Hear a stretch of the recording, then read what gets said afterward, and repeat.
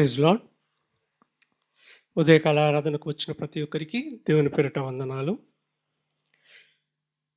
గత 5 మాసాలు మనల్ని కాచి కాపాడి ఈ 6వ మాసంలో 2వ వారంలోకి ప్రవేశపెట్టిన దేవునికి కృతజ్ఞతాస్తుతిపూర్వకంగా మనం దేవా, నువ్వు గత కాలం అంతా కాచి కాపాడినందుకు నీకు వందనాలయ్యా అని దేవునికి స్తోత్రాలు చెల్లించుకుంటూ మనం ఈ ఆరాధనలోకి ప్రవేశిద్దాం. ఒక 2 నిమిషాలు మనలో మనం దేవునికి స్తోత్రం దేవా, నీవు నన్ను ఇంతగా కాచి కాపాడుతున్నావు తండ్రి, ఎంతోమందికి లేని గొప్ప కాపుదలను మాకు ఇస్తున్నావయ్యా అని దేవునికి స్తోత్రాలు చెల్లించుకుంటూ మనం ఈనాటి ఆరాధనలోకి ప్రవేశిద్దాం.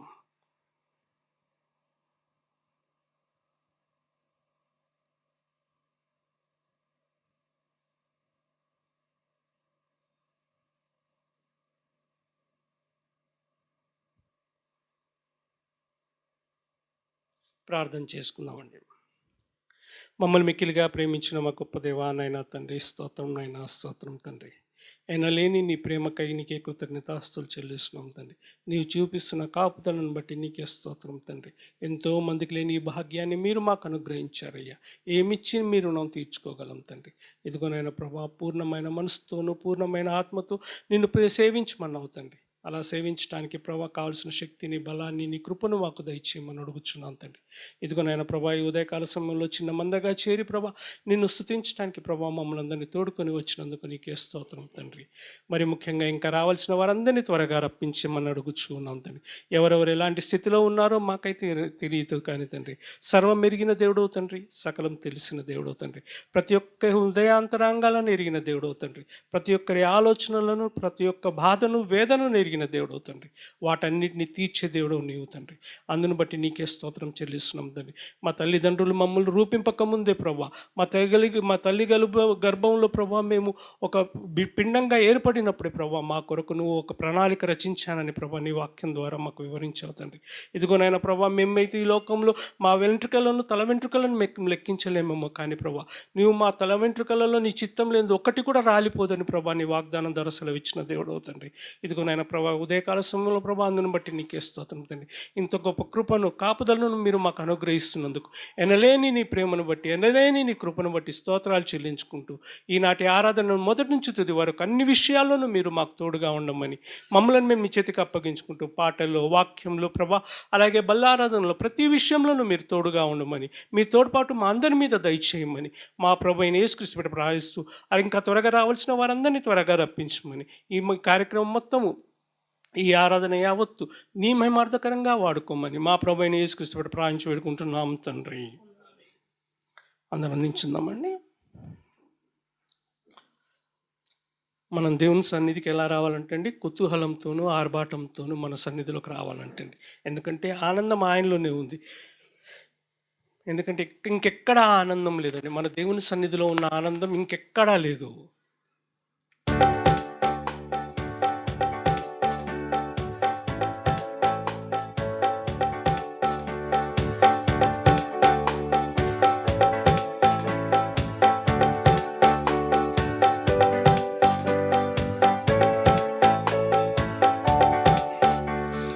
కుతూహల మార్బాటమే నా యేసుని సన్నిధిలో, ఆనందమానందమే నా యేసుని సన్నిధిలో. కుతూహల మార్బాటమే నా యేసుని సన్నిధిలో, ఆనందమానందమే నా యేసుని సన్నిధిలో.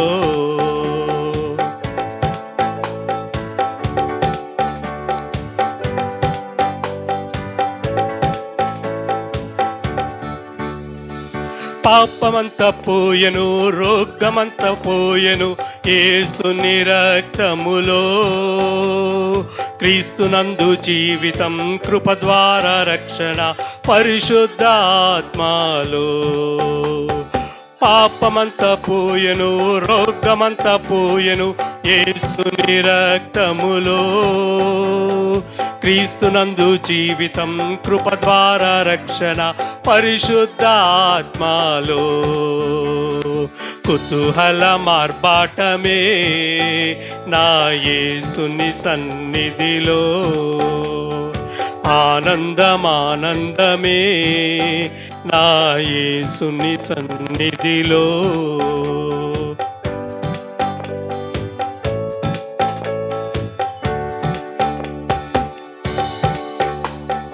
దేవాది దేవుడు ప్రతిరోజు నివసించే దేవాలయం మనమే. ఆత్మయైన దేవుడు మన సొంతమాయను, ఆశ్చర్యమే. దేవాది దేవుడు ప్రతిరోజు నివసించే దేవాలయం మనమే. ఆత్మయైన దేవుడు మన సొంతమాయను, ఆశ్చర్యమే. కుతూహల మార్బాటమే నా యేసుని సన్నిధిలో. ఆనందమానందమే నా యేసుని సన్నిధిలో. కుతూహల మార్బాటమే నా యేసుని సన్నిధిలో. ఆనందమానందమే నా యేసుని సన్నిధిలో.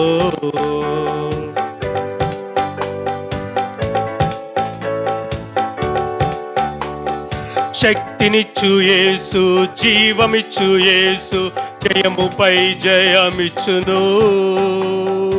ఏకముగా కూడి హోసన్న పాడి ఊరంతా చాటెదము. శక్తినిచ్చు యేసు, జీవమిచ్చు యేసు, జయముపై జయమిచ్చును. ఏకముగా కూడి హోసన్న పాడి ఊరంతా చాటెదము. కుతూహల మార్బాటమే నా యేసుని సన్నిధిలో. ఆనందమానందమే నా యేసుని సన్నిధిలో. కుతూహల మార్బాటమే నా యేసుని సన్నిధిలో. ఆనందమానందమే నా యేసుని సన్నిధిలో.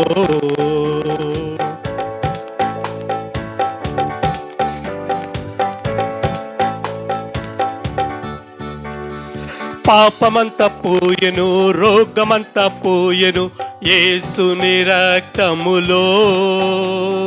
క్రీస్తునందు జీవితం, కృప ద్వారా రక్షణ, పరిశుద్ధ ఆత్మలో. పాపమంత పోయెను, రోగమంత పోయెను యేసుని రక్తములో. క్రీస్తునందు జీవితం, కృప ద్వారా రక్షణ, పరిశుద్ధ ఆత్మలో. కుతూహల మార్బాటమే నా యేసుని సన్నిధిలో. ఆనందమానందమే నా యేసుని సన్నిధిలో. కుతూహల మార్బాటమే నా యేసుని సన్నిధిలో. ఆనందమానందమే నా యేసుని సన్నిధిలో. కుతూహల మార్బాటమే నా యేసుని సన్నిధిలో. ఆనందమానందమే నా యేసుని సన్నిధిలో. అలాగే నించొని మనందరం కలిసి దేవుని కూడా ఆరాధించుకుందామండి.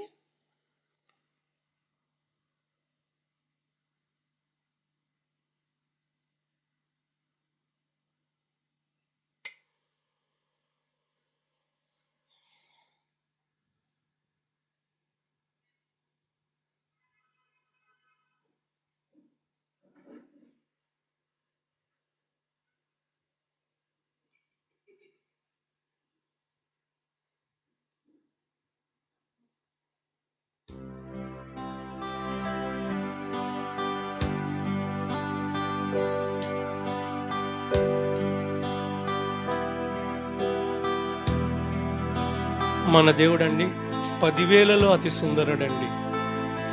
మన ప్రాణప్రియుడు ఆయనండి. ఆయన షారోను పుష్పము, లోయలో ఉన్న పద్మమండి. ఆయనను మనం కనుగొనాలంటే మనం ఏమీ చేయనవసరం లేదండి. మనం మనస్ఫూర్తిగా ఆయనను వేడుకుంటే ఆయన మనం కనుగొలమండి. మీరు నన్ను ఏమడిగినను నేను ఇస్తానని చెప్పిన దేవుడు. మనం చూడాలని, ఆయనను చూడాలని, ఆయన ప్రేమ పొందాలని ఆశ ఉంటే చాలండి. ఇంక ఈ లోకంలో మనకు ఆయనను మనం ఎన్నడూ విడవనని చెప్తున్న దేవుడు. ఎందుకంటే ఆయన లాంటి వారు ఈ లోకంలో ఎవ్వరూ లేరండి. ఎందుకంటే ఎవరినైనా మనం చూడగలమా? ఈ లోకంలో ఎంతోమందిని మనం చూస్తున్నాము. మన మంది గొప్ప వారిని, రాజకీయ నాయకుల్ని, పెద్ద పెద్ద వారిని, ధనవంతుల్ని చూస్తున్నాం. కానీ ఆయన లాంటి వారు ఇంకెవ్వరూ లేరండి. అంత గొప్ప దేవుడు మనకున్నందుకు అందరం కలిసి మనస్ఫూర్తిగా ఆయనను ఆరాధించుకుందామండి. దేవా, నీవు సుందరుడవు తండ్రి, అతిశయించడం తండ్రి నీ మీద. నీవు మహోన్నతుడు దేవా, అందుని బట్టి నీకే స్తోత్రం దేవా. నాయన అందరం ఆరాధించుకుందాము.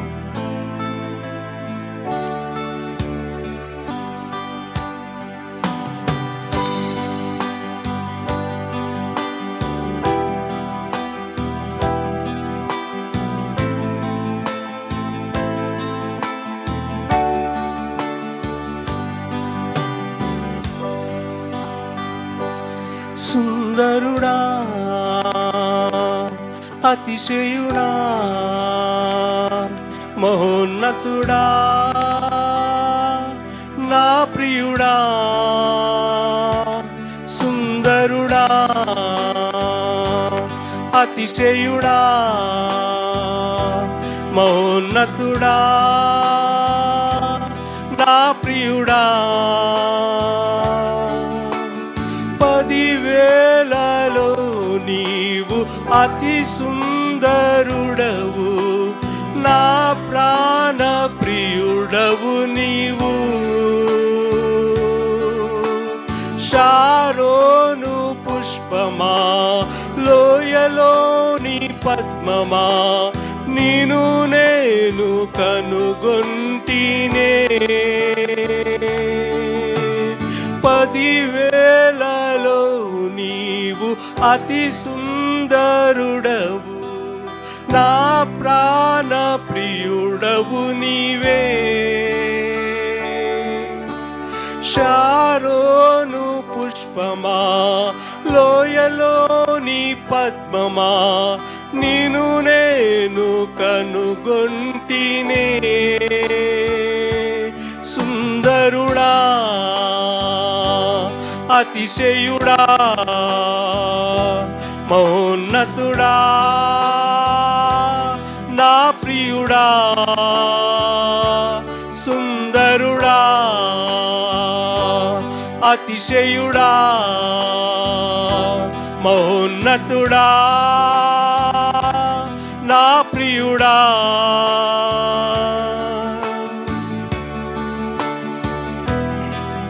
ఆయనను చూడాలని ఆశ ఉంటే చాలండి. ఆయన ప్రేమలో పొందాలని ఆశ ఉంటే చాలండి. మనం ఆయనను ప్రేమిస్తాను, మిమ్మల్ని నేను దగ్గర చేర్చుకుంటానని చెబుతున్న దేవుడు అండి.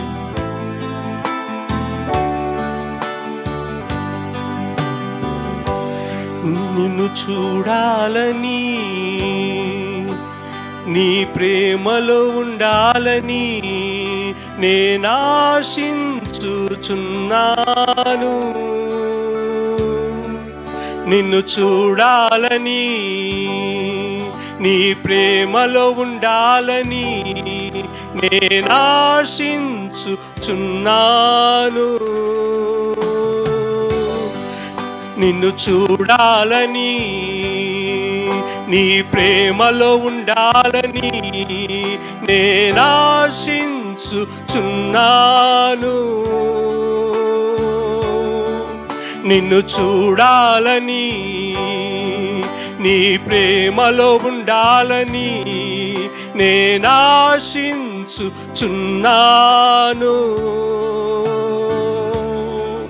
నిన్ను చూడాలని, నీ ప్రేమలో ఉండాలని నేనాశించుచున్నాను.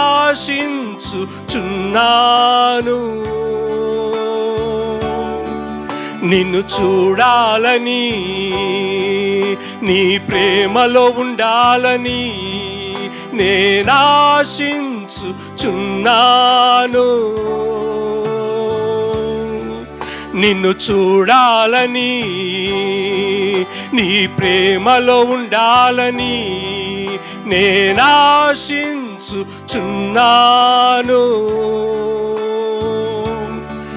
నిన్ను చూడాలని, నీ ప్రేమలో ఉండాలని నేనాశించుచున్నాను. సుందరుడా, అతిశయుడా, మహోన్నతుడా, నా ప్రియుడా. సుందరుడా, అతిశయుడా, మహోన్నతుడా, నా ప్రియుడా. 10,000లో నీవు అతి సుందరుడవు, నా ప్రాణ ప్రియుడవు నీవు. షారోను పుష్పమా, లోయలోని పద్మమా, నిన్ను నేను కనుగొంటినే.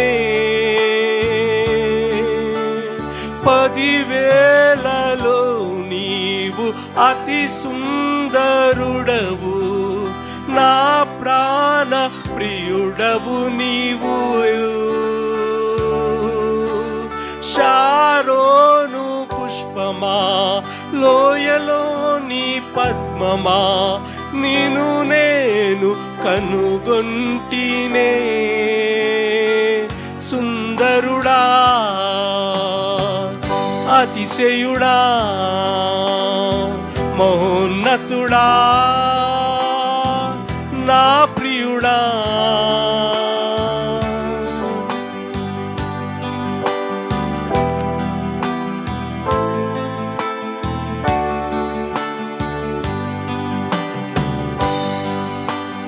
యేసయ్యా, నా యేసయ్యా, నీ వంటి వారెవ్వరు.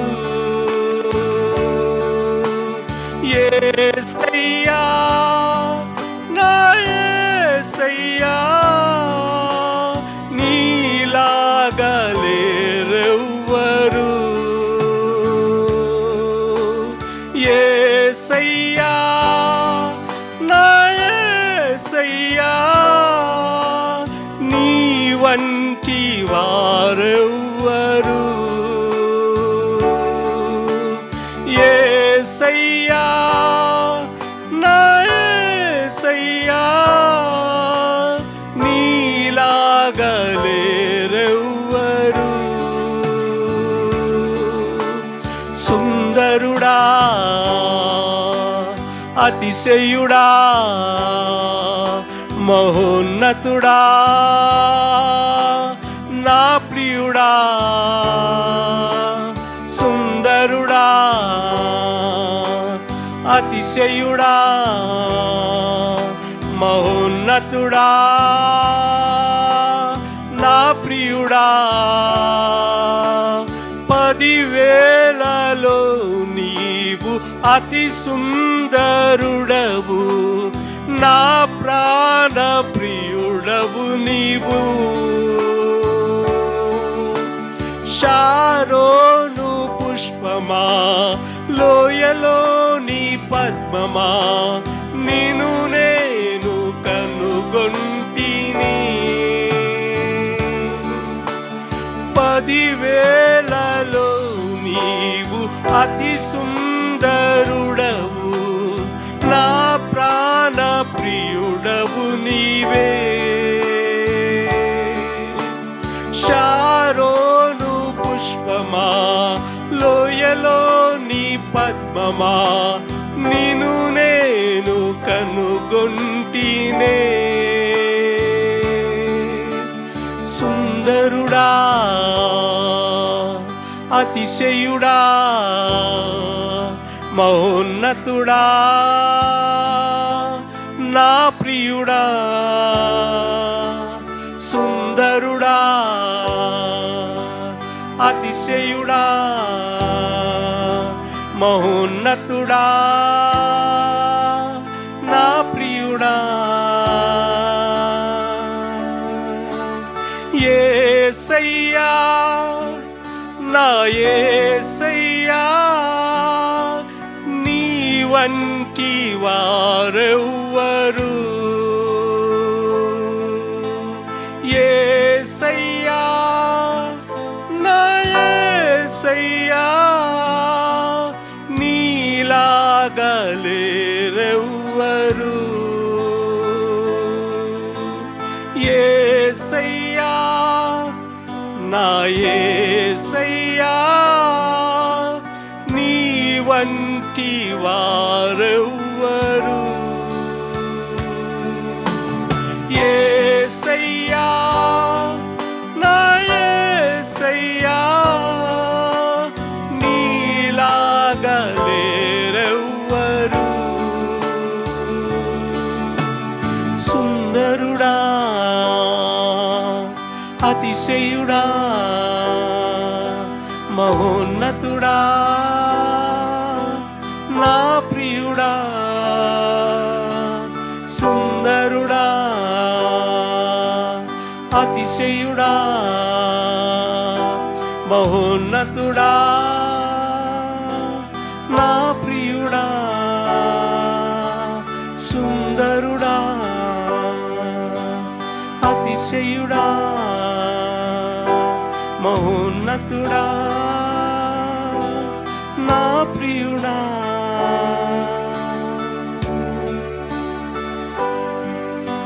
అవును కదండి, మన దేవుడు అతి సుందరుడండి. ఆయన ఎలాంటి గొప్ప దేవుడు, మనం 10,000 మందిలో అతి సుందరుడు అంటే అలాంటి గొప్ప సుందర మూర్తి మన కోసం ఆ శిలువ మీద రక్తం కారుస్తూ మనం చేసిన పాపాల కోసం ఆయన రక్తాన్ని చిందించాడండి. మనం ఇలాంటి పాపాలు చేసాం ఒక్కసారి తలంచుకుంటే మన కోసం ఆయన పాపం మొరగటం ఏందండి. అంత సుందరుడు ఆయన, లాంటి వారు ఇంకెవ్వరు లేరండి. ఆయన ప్రేమ చూపించేవారు ఇంకెవరైనా మనకు కనుగొనగలమా ఈ లోకంలో? ఒక్కసారి మనం దృష్టి పెడితే. ఎందుకంటే మనకు ప్రాణం పెట్టునంతగా ఎవరైనా డబ్బునిస్తారో లేకపోతే ఏదైనా సహాయం చేస్తారేమో, కానీ అండి ప్రాణం పెట్టునంతగా, నా కోసం ప్రాణం పెట్టునంతగా ఇంకెవరున్నారండి? అలాంటి గొప్ప దేవుడు మనకి ఎక్కడా లేదండి. ఎక్కడ చూసినా మనకు దొరకడండి. అలాంటి గొప్ప దేవుడిని మనందరం ఈ రీతిగా ఆరాధించడానికి, ఆయన ఇచ్చిన గొప్ప తరుణాన్ని బట్టి దేవునికి స్తోత్రాలు చెల్లించుకుందాం. ఆయన మన ప్రాణ ప్రియుడు అంటండి. ఎందుకంటే ఇంకెవరైనా మన స్నేహితులను చెప్పుకుంటాము, ఇంకేదైనా చెప్పుకుంటాం, ప్రాణ ప్రియుడు. ఎందుకంటే ఆయన ప్రాణం పెట్టాడు కాబట్టి ఆయన ఆ మాట అనగలిగాడండి. నేను నీ కోసం ప్రాణం పెట్టాను కాబట్టి నేను నీ ప్రాణ ప్రియుడను. నీ కోసం నేను నా చివరి రక్త బొట్టు వరకు కార్చాను.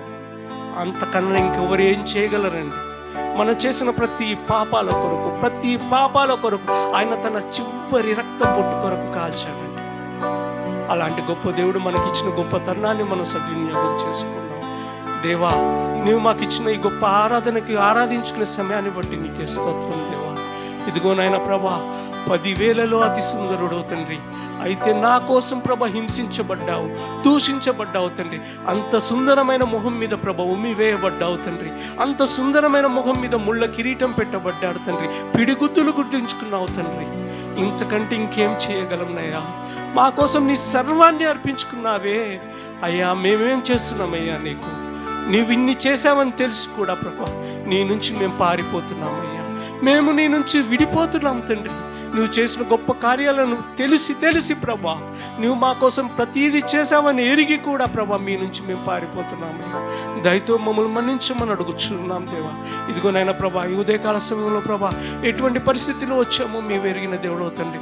ప్రతి ఒక్క హృదయాన్ని ఎరిగిన దేవుడు తండ్రి. ఇదిగోనైనా ప్రభా, నిన్ను ఆరాధించుకోవటానికి మాకు ఇచ్చిన గొప్ప తరుణాన్ని బట్టి నీకే స్తుతి స్తోత్రాలు చెల్లించుకుంటున్నాం దేవా. ఇదిగోనైనా సమయంలో నీ దాసుని ద్వారా ప్రభా జీవాహారాన్ని వినబోతుండగా ప్రభా, ఆహారం ద్వారా ప్రభా మాకు తృప్తిని దయచేయండి తండ్రి. సంతృప్తిని దయచేయండి తండ్రి. ఇదిగోనైనా ప్రభా, మమ్మల్ని మేము సరి చేసుకోవటానికి ఆ వాక్యం ఒక మంచి మార్గంగా మాకు చూపించండి తండ్రి. నీవు నీ దాసుని ద్వారా వినిపించి ప్రభా మా హృదయాలను ముట్టండి. మాకు కావలసిన శక్తిని దయచేయండి. ఈ ఆరాధన యావత్తు నీకే సమర్పించుకుంటూ కొద్ది ఆరాధన మా ప్రభువైన యేసుక్రీస్తు ప్రార్థించి పెట్టుకుంటున్నాం తండ్రి.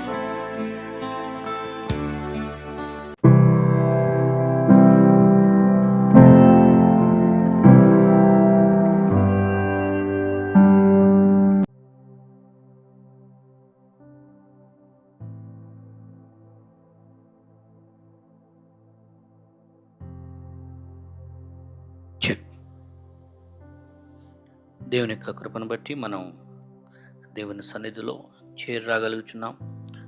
మరి దేవుని యొక్క సన్నిధిలో పాటలతో దేవుని స్తుతించాం. మరి ఈ సమయంలో వాక్యాన్ని కూడా విన్నాము. వాక్యము కొరకు 2వ రాజుల గ్రంథము 3వ అధ్యాయము.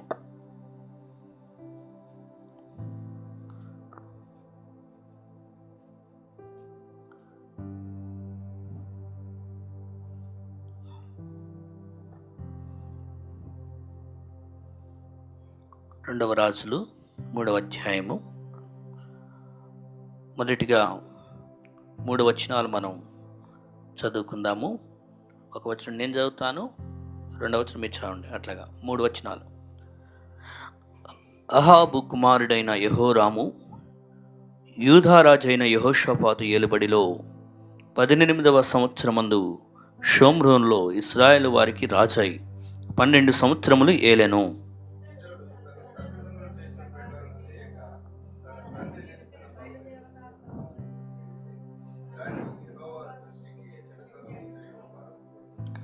ఇశ్రాయేలు వారు పాపము చేయుటకు కారకుడగు నెబాతు కుమారుడైన యెరోబాము చేసిన పాపములను విడవక చేయుచునే వచ్చెను. తర్వాత 6-7 వచనాలు నాతో పాటు చదవండి. 6-7 వచనాలు కలిసి చదువుదాం. యెహోరాము షోమ్రోన్లో నుండి బయలుదేరి ఇశ్రాయేలు వారినందరినీ సమకూర్చెను. యూదారాజు అయిన యెహోషాపాతునకు వర్తమానం పంపి, మోయాబు రాజు నా మీద తిరుగుబాటు చేసి ఉన్నాడు, నీవు వచ్చి నాతో కూడా మోయాబీలతో యుద్ధం చేసేదవా అని అడగగా, అతడు, నేను నీ వాడునయ్యున్నాను, నా జనులు నీ జనులే, నా గుర్రములు నీ గుర్రములే, నేను బయలుదేరి వచ్చేదనని ప్రత్యుత్తరం ఇచ్చాను. తర్వాత విషయాలు తర్వాత చదువుదాం.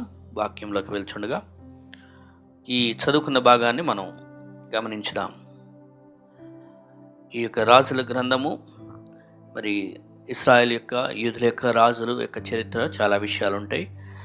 ఇశ్రాయేల్ యొక్క చరిత్రను గురించి మీరు బాగా అర్థం చేసుకోవాలంటే మొదటి సమయాలు, 2వ సమయాలు, మొదటి రాజులు, 2వ రాజులు, మొదటి వృత్తాంతములు, 2వ వృత్తాంతములు, ఆ 6 పుస్తకాలు బాగా చదివారనుకోండి, ఆ యొక్క చరిత్ర అనేటువంటిది స్పష్టంగా మీకు అర్థమవుతూ ఉంటుంది.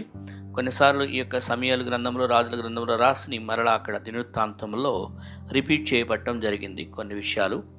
సో ఏదేమైనప్పటికీ ఈ యొక్క హిస్టరీ, ఆ ఇజ్రాయెల్ యొక్క హిస్టరీ గురించి తెలుసుకోవాలంటే మీరు ఈ 6 గ్రంథాలు కానీ బాగా చదివితే ఆ యొక్క రాజులు, ఇశ్రాయేలు పరిస్థితి ఏంటి, వారిలో విడిపోయిన వారు ఎవరు ఏ విధంగా అయ్యారు అనే విషయాలు దాదాపు మ్యాక్సిమం అర్థమవుతాయి అన్నమాట.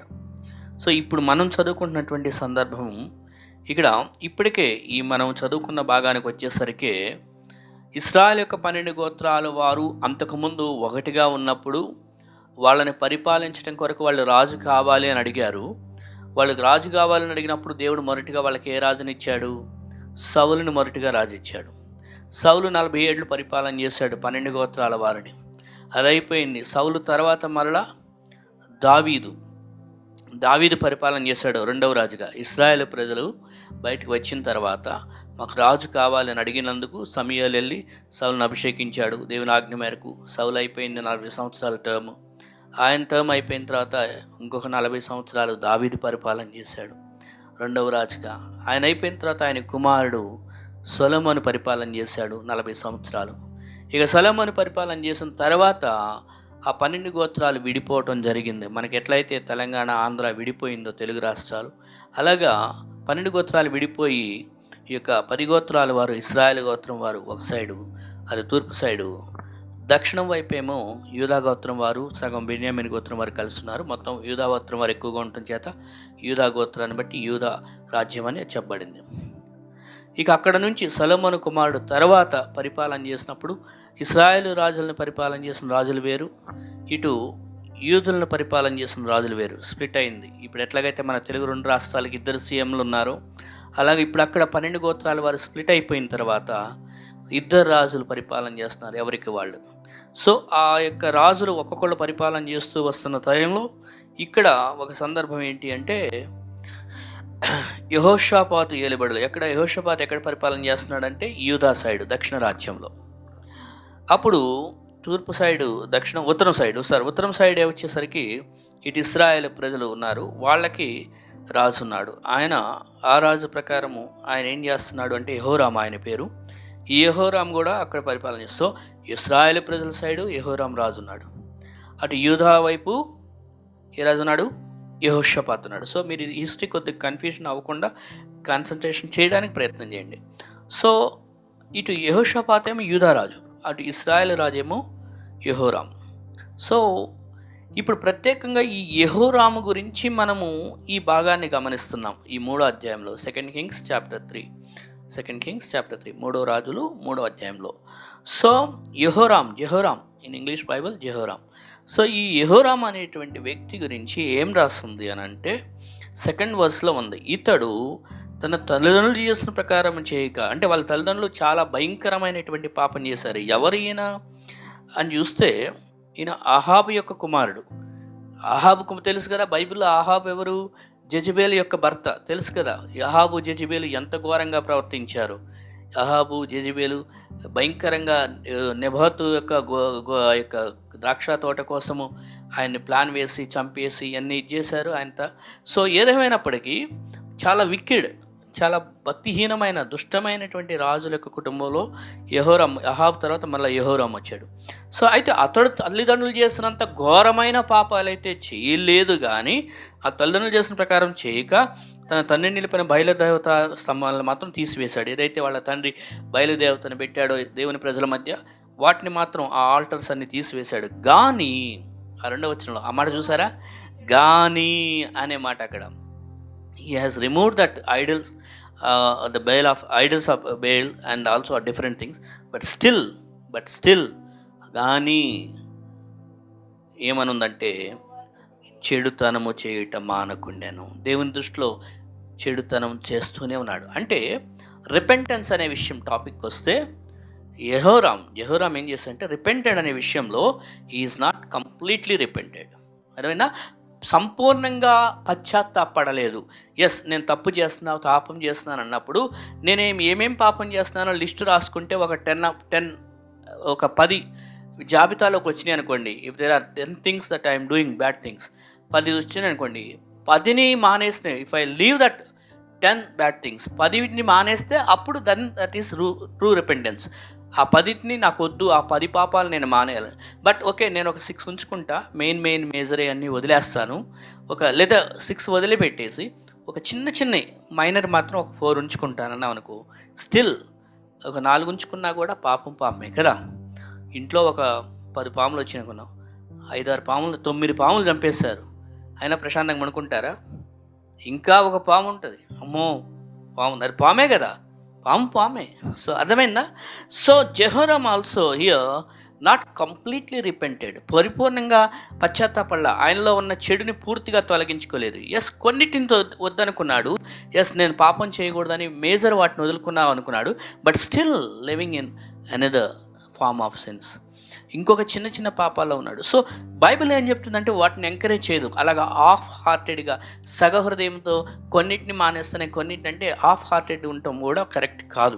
ఎందుకంటే what does Bible say about it? Bible ఏం చెప్తుంది అంటే ఐజాయా 55:7, యెషయా గ్రంథం 55:7,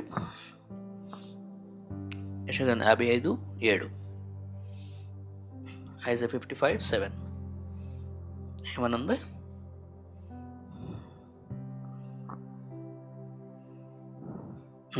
చదువుతారా?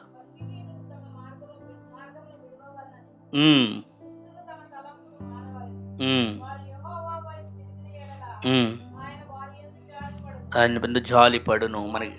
So what is that God is looking for? దేవుడు ఏం చూస్తున్నాడంటే భక్తిహీనుడు అనేవాడు వాడి మార్గాలను వదిలిపెట్టాలి, పాపం అనేదాన్ని వదిలిపెట్టాలి, అప్పుడు దేవుని వైపు తిరగాలి. దేవుని వైపు తిరిగితే అప్పుడు ఆయనకి దేవుడు జాలి చూపిస్తాడు అని. ఇంగ్లీష్ బైబిల్లో you will have mercy upon him, అంటే ఆ కరుణ అనేది చూపిస్తాడు. కరుణతో స్టార్ట్ అయ్యిద్ది. కృప కన్నా ముందు వచ్చేది కరుణ అనమాట. ఫస్ట్ కరుణ దగ్గర నుంచి కృపలోకి వెళ్ళాలి. కరుణ అనేటువంటి దానికి కృపకి రెండింటికి డిఫరెన్స్ నేను కపుల్ ఆఫ్ టైమ్స్ మెన్షన్ చేశాను. Difference between mercy and grace.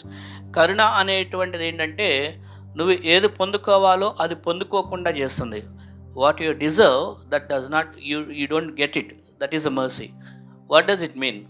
నువ్వు ఏది పొందుకోవాలో అది పొందుకోకుండా చేస్తుందంటే నువ్వు యాక్చువల్గా పనిష్మెంట్ పొందుకోవాలి. Truly speaking, you are deserve to get punishment, but mercy is stopping that punishment. కరుణ వచ్చి ఏం చేస్తుంటే ఆ పనిష్మెంట్ నువ్వు పొందుకోకుండా దాన్ని ఆపేసి, వద్దు ఆ పనిష్మెంట్ నీకు రాకూడదని పనిష్మెంట్ తీసేస్తుంది. That is mercy. And what about grace? కృప ఏంటి అంటే what you are not suppose to get that you will get.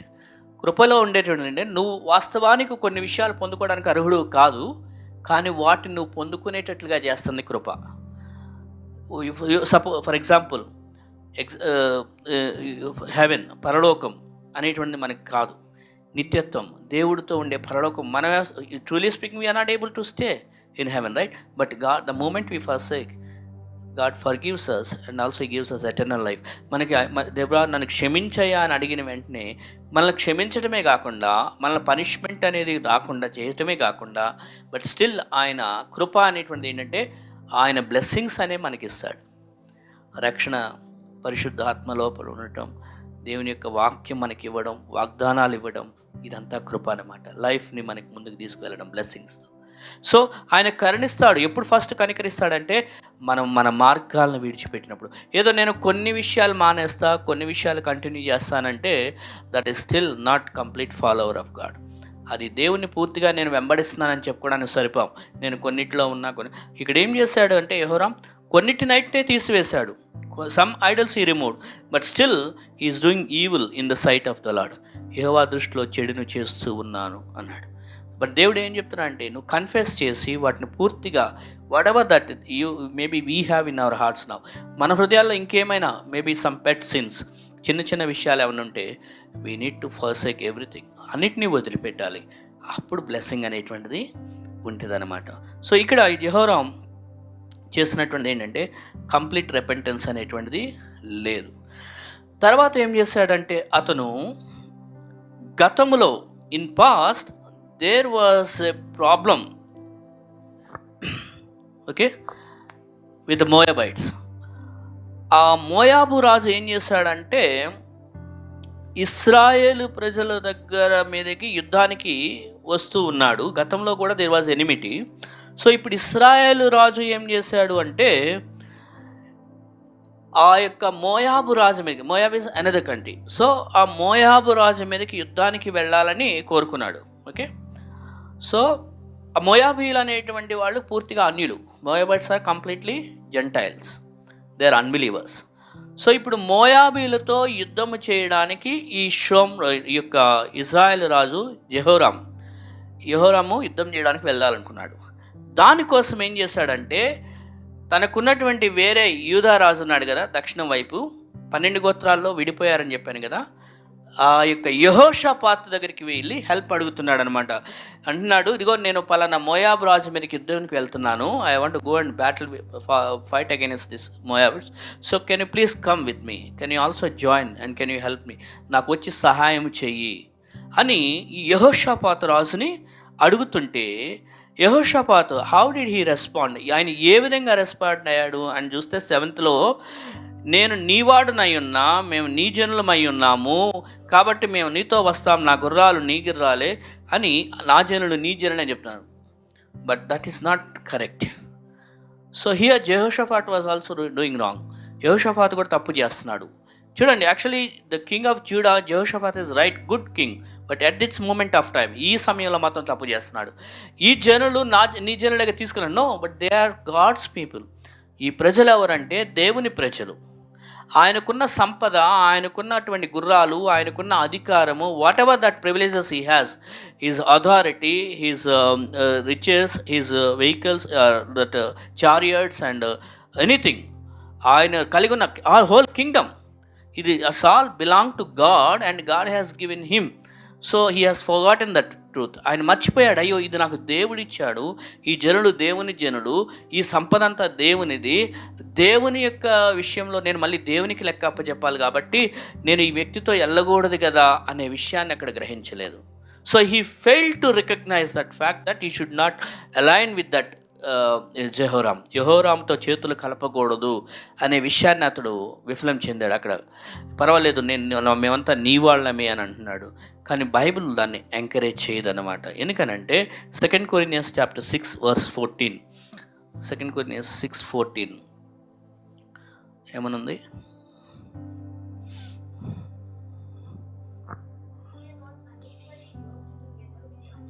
So be ye not unequally yoked with the unbelievers. So you are believer, నీవు ఒక విశ్వాసివి, అవిశ్వాసులతో సాంగత్యము కూడదు, లేకపోతే dealings వద్దు, వాళ్ళతో నీవు ఎటువంటి వ్యవహారాల్లో చేతులు కలపొద్దు, డోంట్ అగ్రీ విత్ దెమ్ అనేటువంటిది ఇక్కడ ఇవ్వబడినటువంటి సూచన. We are believers, we belong to God. మనం దేవుని పిల్లలం, రక్షణ పొందాం, క్రీస్తునందు రక్షణ ఉంది, మనకి యేసు ప్రభు నమ్ముకున్నాం, పాపక్షమాపణ ఉంది. మనము ఏం చేస్తామంటే అవిశ్వాసుల విషయాల్లో చేతులు గలపడానికి ప్రయత్నం చేస్తాం. ఇక్కడ యెహోషాపాతు దేవుని బిడ్డ అయ్యుండి ఈ జెహోరాం తప్పు చేస్తుంటే జెహోరాం తప్పులో ఇతను కూడా చేతులు కలుపుతున్నాడు. మనం కూడా ఒకసారి అలాంటి తప్పులు చేస్తాం.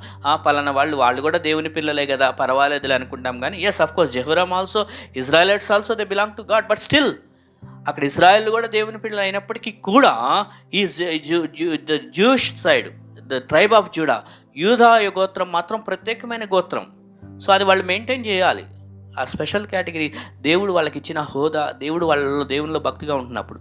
బట్ అనవసరంగా వీళ్ళు చేతులు కలుపుతున్నారు. So to whom you are joining, with whom you are having your fellowship, నువ్వు ఎవరితో జాయిన్ అయ్యి ఎవరితో సహవాసం చేస్తున్నావు అనేది నిన్ను పరీక్షించుకోవాలి. ఎందుకంటే అది నీకు సమస్యగా మారవచ్చు చాలాసార్లు. అంటే మనం ఇక జాబ్ చేసుకోకూడదండి అంటే no, it is not talking about you cannot go for your job.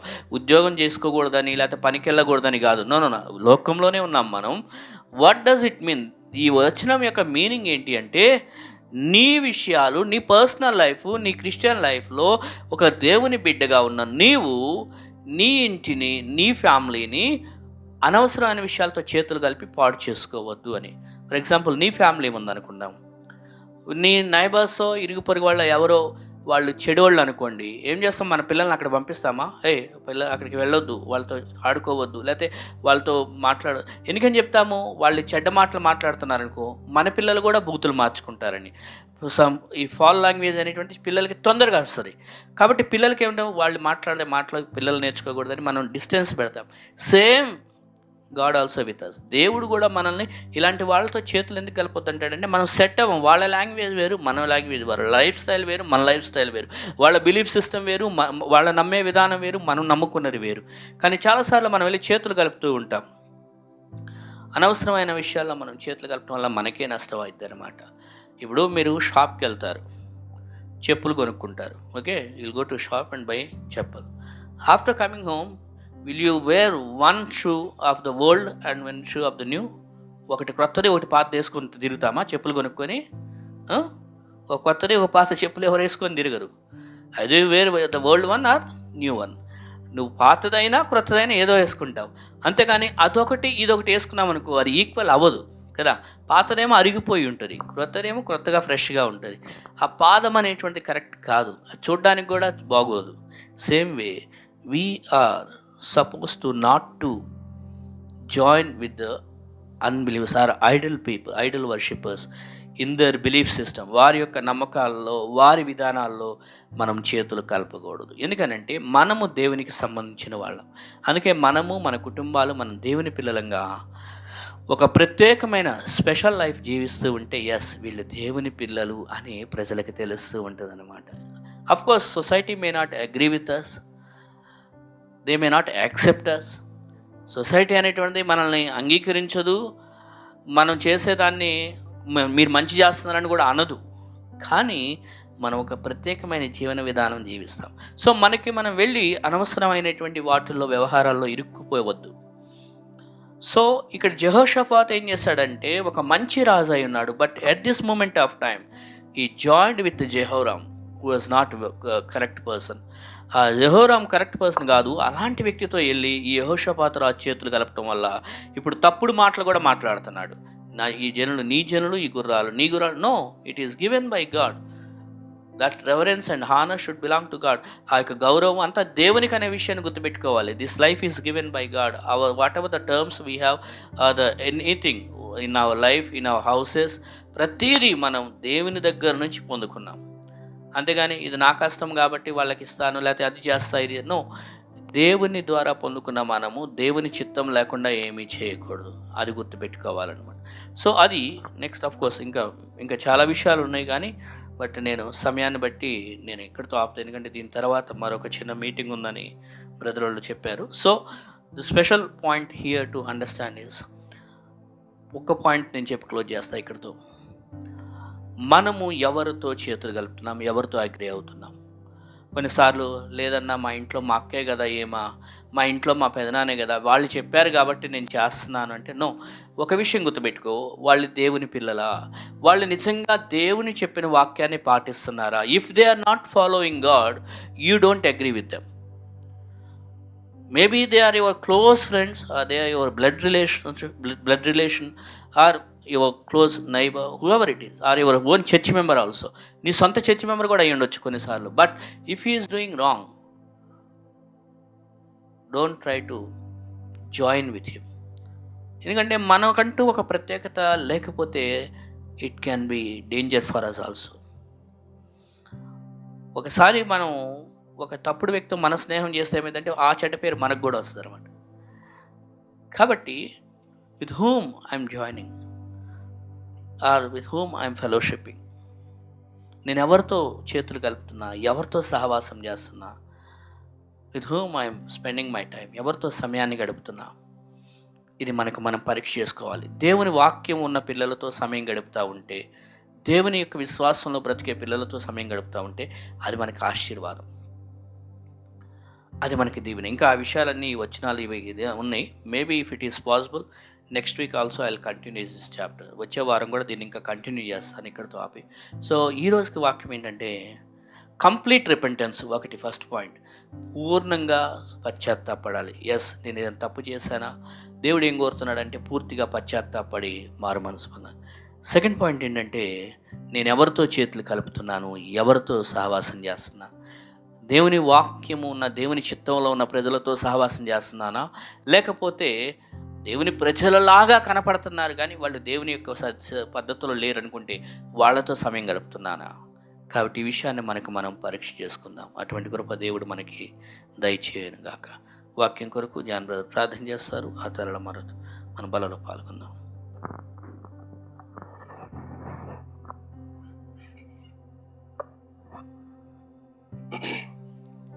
అందరూ తలలు వంచి కళ్ళు మూసుకున్నట్లయితే ప్రార్థించుకుందాం. సర్వ సృష్టికి కారణభూతుడైనటువంటి పరలోకము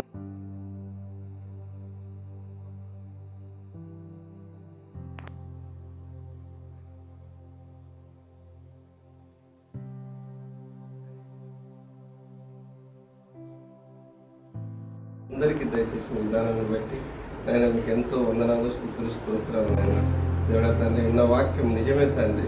నాయన 2వ కొరింథీయుల్లో నాయన మీరు చెప్పినట్లుగా నాయన దేవుడా తండ్రి, నీతికి దుర్నీతితో ఏమి సాంగత్యము, నాయన దేవుడా తండ్రి, వెలుగుకు చీకటికి ఏమి పొత్తు అన్నారు. నాయన నిజమే తండ్రి, మేము మా జీవితంలో చేసే నాయన ఈ చిన్న పొరపాట్ల ద్వారా నాయన మీకు దూరంగా నాయన మీకు అయిష్టంగా బతుకుతున్నామేమో దేవుడా తండ్రి. మీ వాక్యం ద్వారా నాయన ఇక్కడున్న మాతోటి మీరు మాట్లాడారు. నాయన ఏ వాక్యం ఏ మనసుకు అవసరం ఏంటున్నదో నాయన ఆ వాక్యాన్ని మీరు మాకు బోధించారని మేము నమ్ముతున్నాం.